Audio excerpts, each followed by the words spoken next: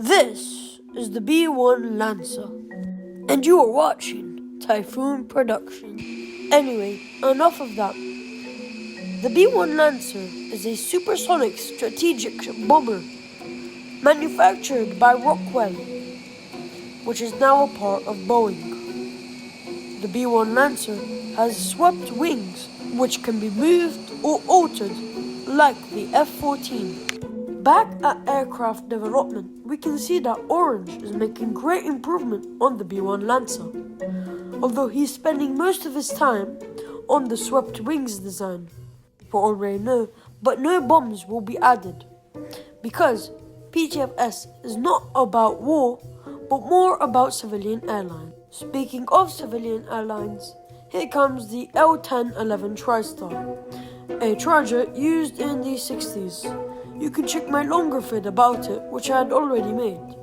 Here is the Royal Air Force, one of my favorites, although I don't like that there is nothing to be added. What lacks cargo planes is they have no boxes or no decoration on the inside, and that is the main reason why I don't use them. I would have loved to see some armored cars or maybe even a tank, although I'm not sure tanks were to be fitted in this sort of plane. Here we can see the cockpit, which I think is one of the best cockpits in the game. It is undeniably one of the best, and I'm happy to play in the RAF. Here we have the Reunited livery, which I think is another great one. It's one of the best.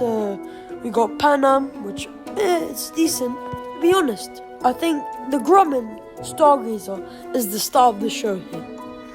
It's a rocket plane that carries rockets, but we don't see any rockets, which I think is because Orange doesn't want to add any weaponry to his games, as you may have seen on jets, as the F-15, F-14. Go on. On the inside, there is practically nothing, which is quite surprising, although there are some seats near the front, and rearing into the cockpit is pretty nice.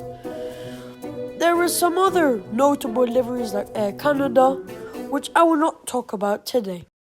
So in all, we're getting a decent update, but there is one more thing added, which is the new UI, which is quite surprising for the game.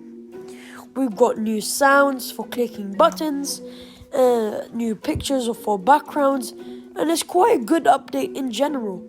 Probably one of the best PTFS has seen. There are some other planes and helicopters that I would like to be added, and remodels need to be done for notable ones like the Hawker Hurricane, which is the best plane in the world, and the Chinook.